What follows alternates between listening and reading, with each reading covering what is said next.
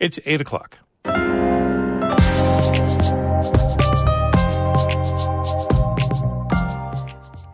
Good morning. This is Northern Light for Friday, November 10th. I'm Monica Sandreski. And I'm Todd Moe. More than 50 people joined a rally at SUNY Potsdam yesterday to call for fair funding across SUNY campuses. It comes as the school is cutting 9 degree programs to address a multi-million-dollar structural deficit. I'm concerned about an environment of instability, and I'm concerned about what's being lost in the name of saving the campus. Lots of low-income seniors in the North Country struggle with food insecurity and isolation. Our reporter Lucy Grindon rode along with the Meals on Wheels volunteer delivery meals to seniors last week.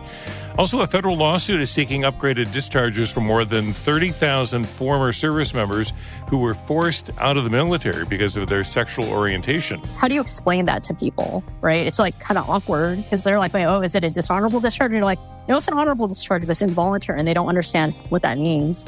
And Fort Ticonderoga is starting a massive genealogy project to document all 40,000 soldiers who served there. All of that and more is coming up on Northern Light. Stick with us.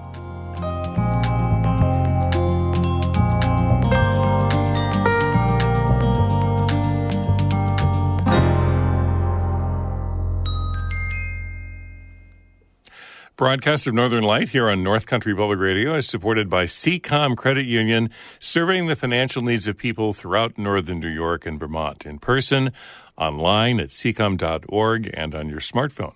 And St. Lawrence Health, whose affiliation with Rochester Regional Health means more patient access to specialty care, stlawrencehealthsystem.org.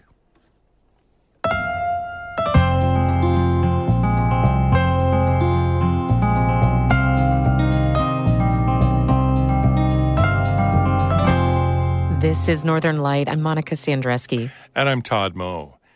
More than 50 people gathered for a rally at SUNY Potsdam yesterday to call for fair funding across all SUNY campuses. In September, the university announced multiple degree programs would be cut to close a $9 million structural deficit. Catherine Wheeler reports those cuts have been made official. What do we want? No cuts at SUNY Potsdam! When do we want it? Now! Faculty and staff, community members, and other union people gathered outside of Barrington Student Union to rally against cuts that are coming to SUNY Potsdam. Union power! Union power! United University Professions held the rally. It's the union that represents faculty and staff across the SUNY system. UUP President Fred Kowal says the state's failure to adequately fund higher education has led to these hard financial times. This is a time to turn a corner on that, to bring the resources that are needed to the campuses that suffered the most, like Potsdam, and then to build forward, grow out of the present crisis of, perhaps enrollment is down a little bit. Well, enrollment will grow if the resources are provided to the campuses. SUNY Potsdam says it will phase out 9 degree programs over the next 3 to 4 years. They include physics, Spanish, dance, theater, and art history. In addition to that, no new students will be admitted to the arts management degree. It will be deactivated until the degree can be reviewed. SUNY System Administration in Albany and the New York State Education Department approved the cuts earlier this month.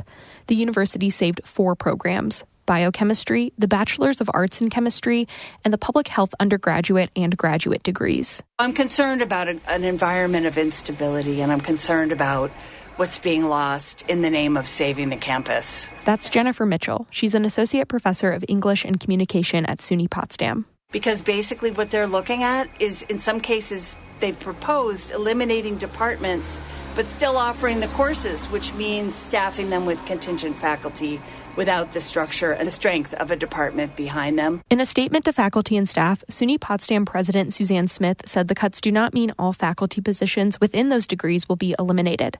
But the university is offering a voluntary separation program for faculty who are retirement eligible. SUNY Potsdam says it's still too early to tell how many faculty and staff will be affected by the cuts. That will depend on how many people retire. Mitchell says she's worried about how this will impact the entire community. Every time where faculty and staff are cut, it has an economic ripple effect throughout the community. There's just no doubt. unfortunately, we are one of the remaining industries. Mitchell says she hopes more communities across the state will take note of what's happening at SUNY Potsdam as more colleges face similar enrollment and financial problems. Catherine Wheeler, North Country Public Radio in Potsdam. Before 2011, tens of thousands of people were forced out of the military due to their sexual orientation, many with so-called bad paper discharges. The Pentagon now says it will upgrade some of those discharges, but a lawsuit is insisting it do more. Andrew Dyer reports for the American Homefront Project. Before 1994, gay, lesbian, and bisexual people were barred from the military. Then, from 1994 until 2011, a policy called Don't Ask, Don't Tell allowed them to serve, as long as nobody knew their sexual orientation. All told, since 1980, almost 33,000 people were separated from the military under those policies. On September 20th, the 12th anniversary of the repeal of Don't Ask, Don't Tell, the Pentagon announced it will begin proactively upgrading the discharge codes of those separated under that policy. However, it doesn't help more than 20,000 people who were tossed out of the military before 1994 when Don't Ask, Don't Tell took effect. A new federal lawsuit filed in California seeks to address that. For me, I went into the Marine Corps going, hey, I want to be a Marine. That's really what I want to do. Jules Son, a plaintiff in the lawsuit, was commissioned as a second lieutenant in the Marine Corps in 1999. She says she knew that as a member of the LGBTQ community under Don't Ask, Don't Tell, she'd have to live in the closet. I could have my personal life and my Marine Corps life. And so this is my idealistic self in my early 20s thinking I could do that. After a tour in Iraq in 2005, Son left active duty. She was approached by activists with the Service Members Legal Defense Fund to talk about serving under the Don't Ask, Don't Tell policy. She says her decision to share her story is what sparked an investigation into her, even though she was in the inactive Ready Reserve. Son was discharged in 2008. Although it was an honorable discharge, it was involuntary, which she sees as a black mark on her military record. How do you explain that to people, right? It's like kind of awkward because they're like, oh, is it a dishonorable discharge? And you're like, no, it's an honorable discharge, but it's involuntary, and they don't understand what that means. Elizabeth Kristen is an attorney who specializes in gender equity and LGBTQ rights. She says service members' discharge papers include outdated and discriminatory language. It says, to me, shocking things on it. It says homosexual admission. It says homosexual conduct. It says attempt to engage in homosexual conduct, attempt to engage in same-sex marriage. This language appears at the bottom of people's DD-214s, the document veterans submit for VA benefits and to qualify for veteran preferences when applying to federal jobs. Kristen says veterans can petition on a case-by-case basis to have their discharges amended, but the process often requires legal help, so many never do. San Diego attorney Melissa Johnson enlisted in the Air Force when she was just 17 and excelled, even joining an Air Force women's softball team and competing throughout Europe. But she says after getting kicked out in 1983, she didn't talk about her military service. Probably for about 20 years, I never even mentioned to anybody that I was in the service, ever. People who were my best friends never knew I served. And I think I just tucked it away. And because I tucked it away, even when I had the opportunity to petition to upgrade my discharge, it just never did. And I still haven't. Johnson is now the president of the San Diego Bar Association, but she says it took years to recover from the trauma of her discharge. She isn't involved in the lawsuit, but says fixing veterans' paperwork is the least the Pentagon can do. It would probably make me feel better about my military service, that the government actually did something affirmatively to help me. And so I think it would make a lot of veterans feel more satisfied with the military service. The legal team behind the suit says although it welcomes the Pentagon's new initiative regarding these discharges, the department has much more to do before every veteran impacted by its longtime ban receives justice. In San Diego, I'm Andrew Dyer. This story was produced by the American Homefront Project. It's a public media collaboration that reports on American military life and veterans.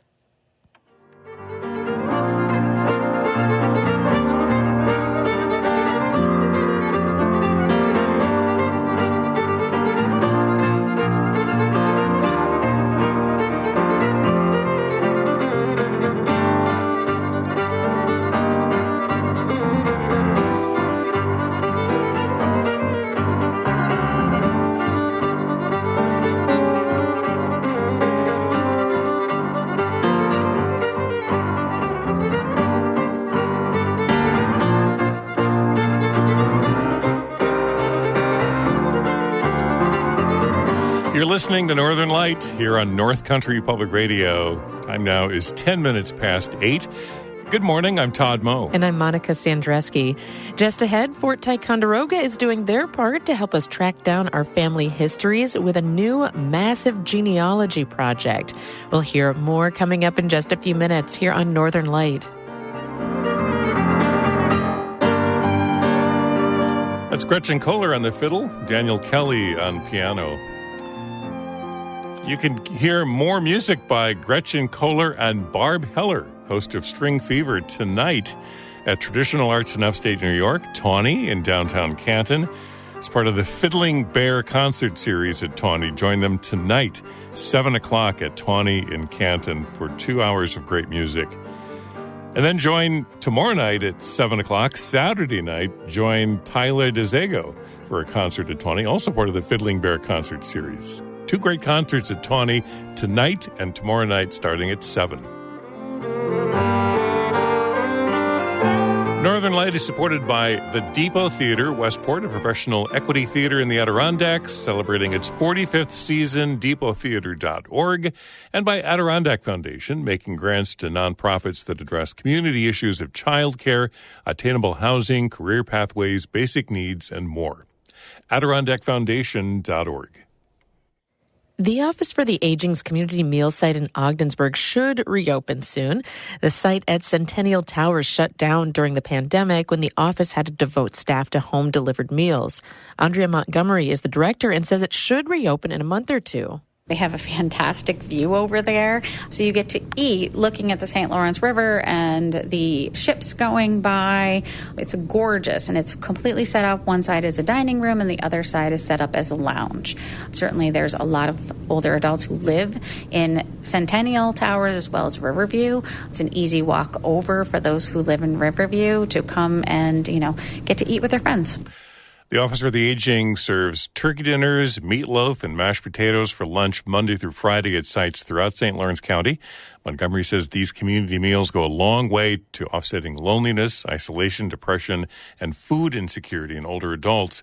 Lunch is also served 5 days a week in Brazier Falls, Canton, Gouverneur, Morristown, and Potsdam.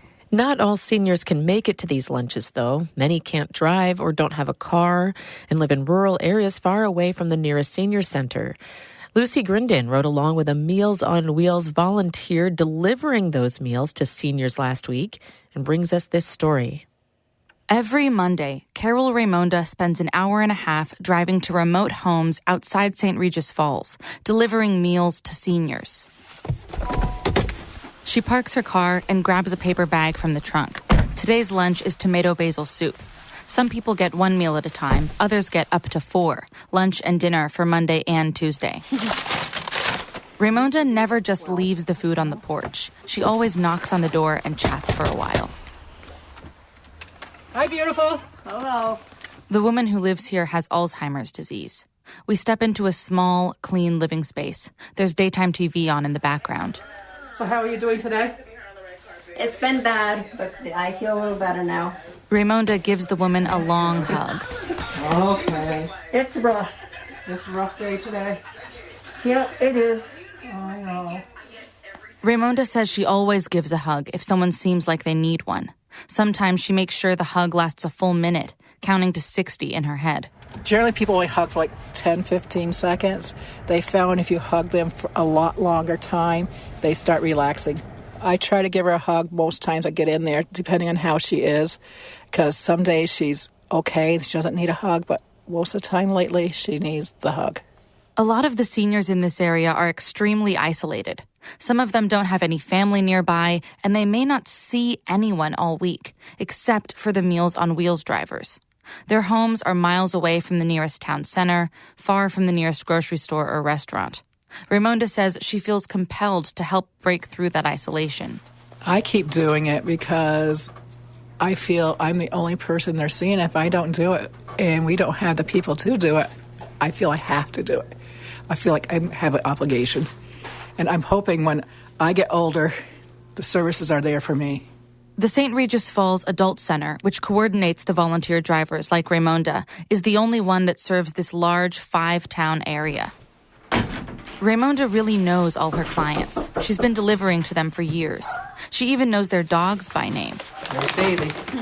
She keeps treats in the trunk of her car. Here you go, Daisy. Come on. I'm sorry, I forgot all about lunch coming. Raymonda is bringing food to these seniors, but she's also doing something else. She's talking with them, seeing them, asking about their health. How's your doctor's appointment go? How's your back? Better? A little. Good. Part of Raymonda's job as a volunteer is to make sure the seniors are okay and that they're getting the help they need. When somebody doesn't look like they're doing well, I just report it to Barbie, and she gets the people that needs to do services to come in. That's where Barbie Fitzgerald comes in. She's the director of the Adult Center and also works for the Office for the Aging. We are a very low-income area, and a lot of seniors are very independent, and they don't like to reach out and ask for help. They need to realize the help's there. They've given all their lives, and it's time for someone to give back. Senior centers throughout the North Country help people get access to the services they need. It could range anywhere from getting fuel oil to fixing a decrepit front porch. I can assist with every step of the way, getting the paperwork, filing the documents, and everything that they need. The main thing I hear Carol Raymonda trying to communicate to the people she's visiting again and again is that the staff and volunteers at the Adult Center are there for people if they need help. One woman is sitting by her front door, waiting when Raymonda arrives. She says she's been feeling sick to her stomach, and she wishes she had something carbonated to settle it. Raymonda offers to bring her some ginger ale. The woman's eyes widen. If you need anything, call the center. Really? Yes. Are you serious? Yes. We've run out to people's house with ice cream. We run out with... Ice cream? Oh. You know I love ice cream. So, I didn't know that. You just call the center if you're short on something and you don't have anybody to take you there. We can do that. So just call the center. We'll try to arrange for you to get what you need. Right now, the center only has enough drivers to do regular food deliveries and check in on people 3 times a week. Raymonda says they need more volunteers. Lucy Grindon, North Country Public Radio, St. Regis Falls. The State Office for the Aging is offering new resources for family caregivers on its online caregiving portal. The portal is free to use for anyone who provides unpaid caregiving support to a relative or friend. One new feature will be moderated community chat rooms and weekly virtual support groups where caregivers can share advice on topics like Alzheimer's disease, caring for young children, and mental health issues.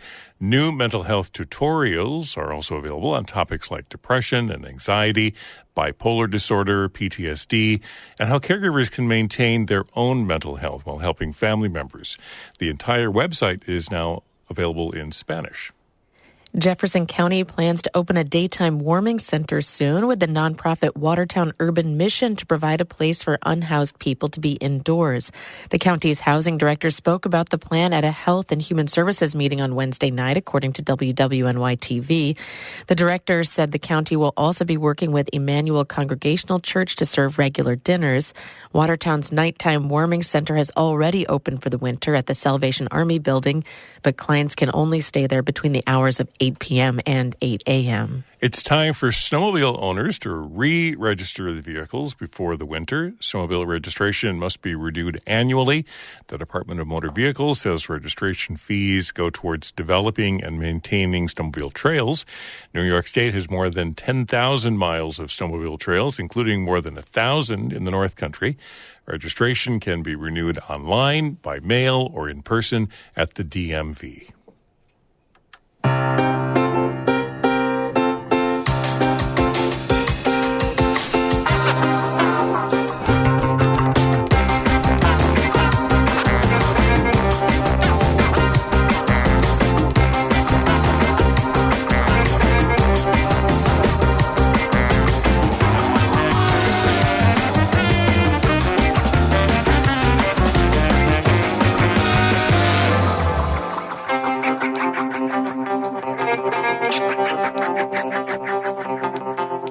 You're listening to Northern Light here on North Country Public Radio. I'm Todd Moe. And I'm Monica Sandreski. In just a minute, we'll hear about a new genealogy project at Fort Ticonderoga. Then stick around after the show for Bird Note, just ahead at 8:42. But first, Todd has a look at the weather for us. The Weather Service has clouds today and scattered rain, sleet, snow possible. Highs upper 30s, low 40s. And winds out of the west 5 to 15 miles per hour. Tomorrow, partly cloudy, high near 40 on Saturday. Light winds out of the north. And then sunshine on Sunday, highs in the low 40s. Looks like partly sunny skies Monday and Tuesday of next week with highs in the mid 40s. And right now in Canton, cloudy skies, 43 degrees. Knowing our family histories can give us a more grounded sense of who we are. Fort Ticonderoga in Essex County is doing its part to help us track them down. Educators there are undergoing a major genealogy project to document and make accessible the marching orders and diaries of the individual soldiers who were stationed there. I caught up with Matthew Kegel. He's the curator of the Ticonderoga Soldiers Project, and he says they want this project to flesh out who these soldiers were as people. Fort Ticonderoga is obviously a place of extensive military activity in the 18th century for a concentrated period of almost a quarter of a century.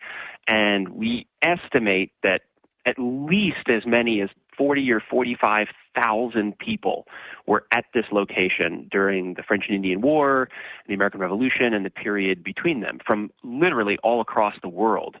And I regularly get questions about ancestors that may have served here, people seeking documentation of those ancestors and what they were doing.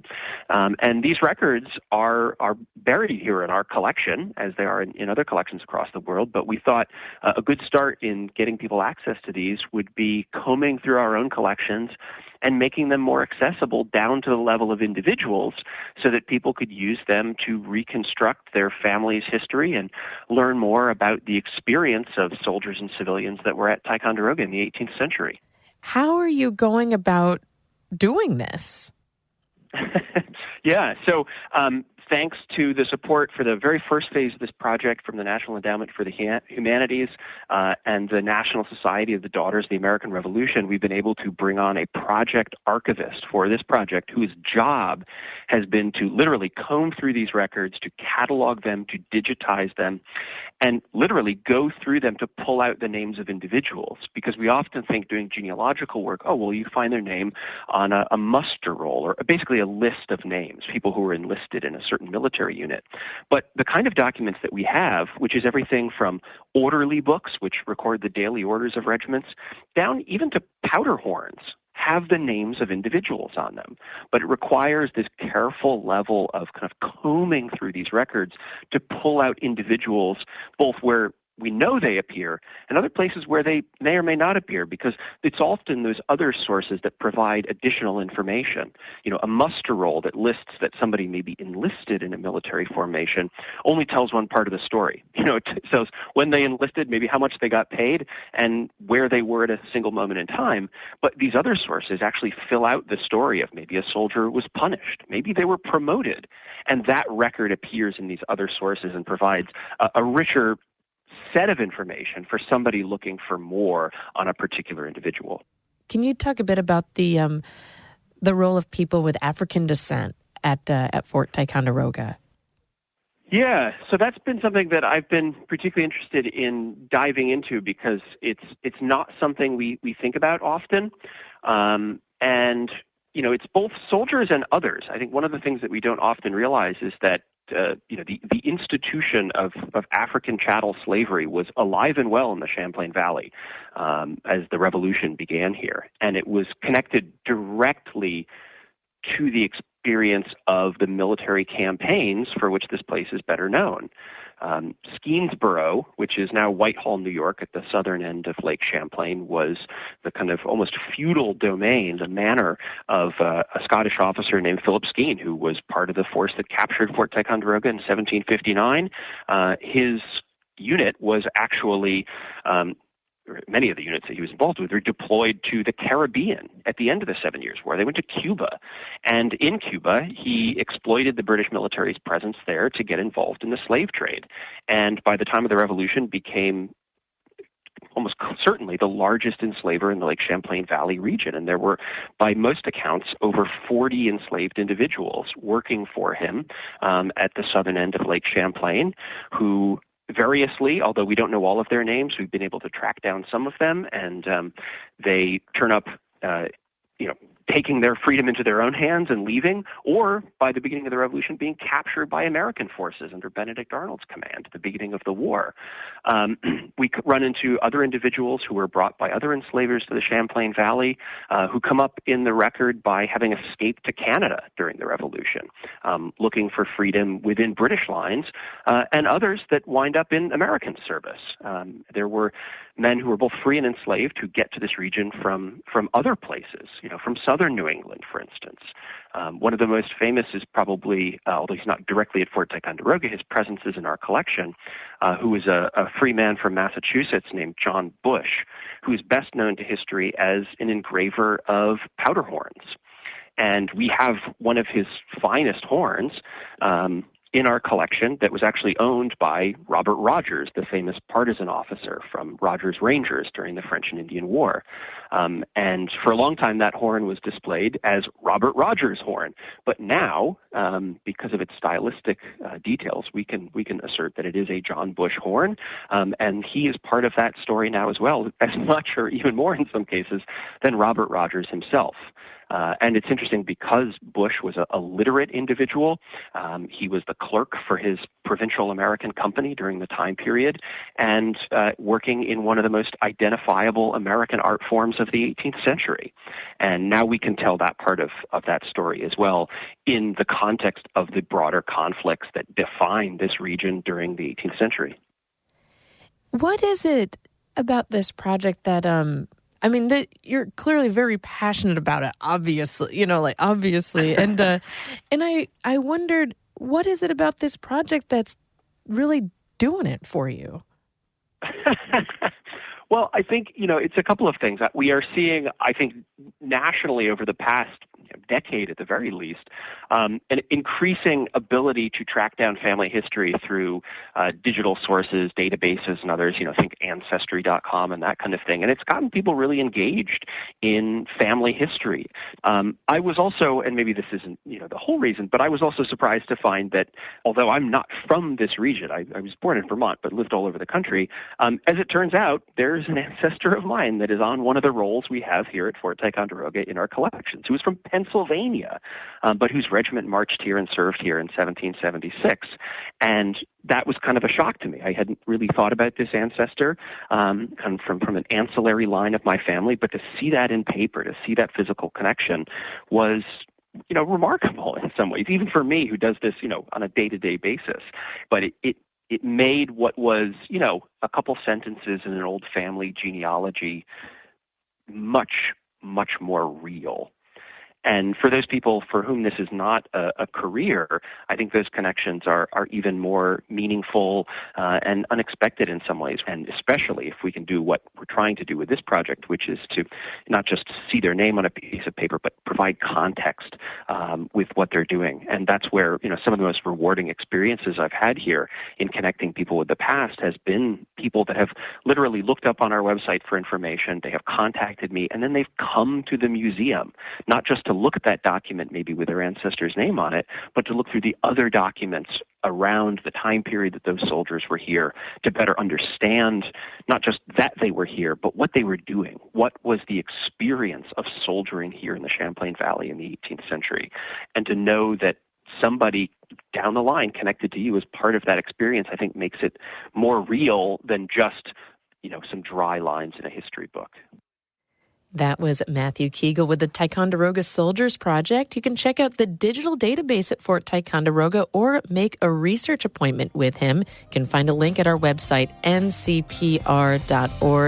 That is it for the show for the day. Morning Edition continues in just a minute. But before I go, I want to make sure to remind you to head to the Upper J Art Center tomorrow night for the last Beat Authority dance party of 2023. Dance to everything from cumbia and funk to Afro beats. Great grooves from all over the world to keep you moving and your spirits up.